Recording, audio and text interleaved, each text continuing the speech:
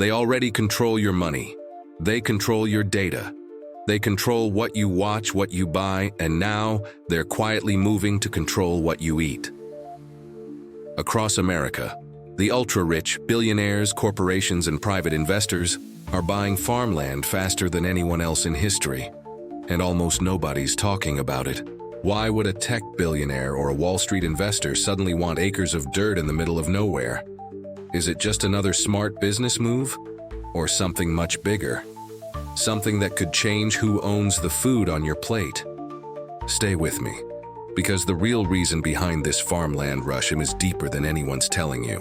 Over the past 2 decades, billionaires have been quietly buying millions of acres of farmland across the United States.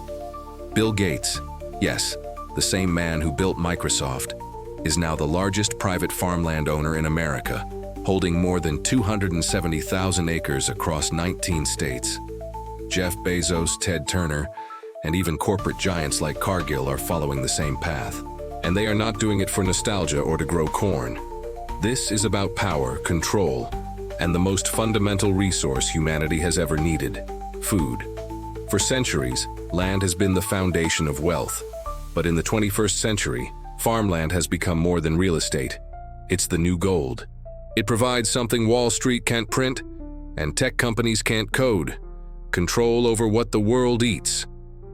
The rich understand one thing: in every crisis, power shifts to those who control essentials. During the Great Depression, it was oil and steel. During the tech boom, it was data. And now, in an age of climate uncertainty and global instability, it's farmland. Unlike stocks or crypto, farmland doesn't vanish overnight. It produces food, an asset that people need regardless of inflation, recession, or war. In fact, farmland prices have risen consistently for over 30 years, outperforming many traditional investments. During the 2008 crash, while Wall Street was burning, farmland investors made stable returns. To billionaires, that's not just stability, that's survival. And then there's the climate factor. As the world faces food insecurity, droughts, and unpredictable weather, fertile land becomes priceless. Whoever owns the land owns the food, and whoever owns the food owns the people. It's not just a saying, it's a strategy. Wall Street now treats farmland as an asset class, just like real estate or gold, and it's generating billions in returns. But that's only half the story, because beneath the surface, this isn't just about profit, it's about control. There's a phrase that keeps echoing through history: control oil and you control nations, control food and you control people. If you own the farmland, you own the seeds. If you own the seeds, you own the supply chain. And if you own the supply chain, you decide who eats and who doesn't. Billionaires aren't just buying land, they're buying the future of agriculture. Through investment firms, they're quietly purchasing rights to water, seeds, and patents for genetically modified crops. It's a slow takeover of the global food system. Under the name of sustainability, innovation, and climate action, you'll hear phrases like regenerative agriculture or sustainable farming. But behind these glossy headlines are billion-dollar contracts for carbon credits, data farming, and land use monopolies. For example, large investors now earn carbon credits by owning farmland that stores carbon in the soil.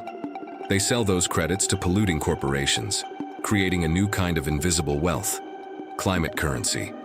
So while the world worries about rising grocery prices, the ultra-rich are profiting twice: first from food production, and again from environmental policies. It's not just land anymore, it's leverage. Let's connect the dots. The same people who dominate tech and media are now moving into agriculture. Think about that for a second. The billionaires who control what you see and think online may soon control what you eat in real life. They understand something most of us don't. Real power isn't loud. It's quiet, patient, and hidden behind corporate shells, land trusts, and investment portfolios.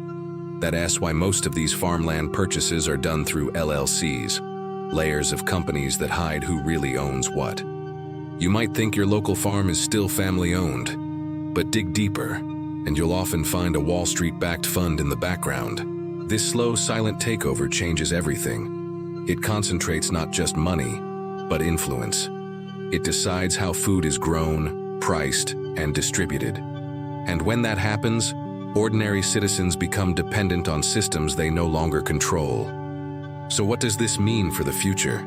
In the next 20 years, farmland ownership could become as exclusive as owning a skyscraper.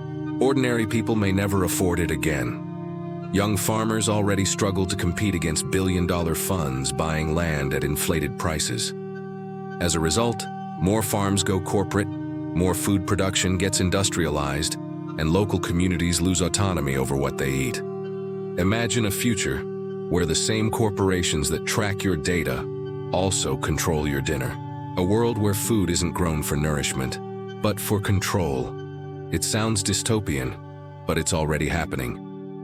When billionaires buy farmland, they're not just investing in crops, they're investing in control of resources, of narratives, of futures.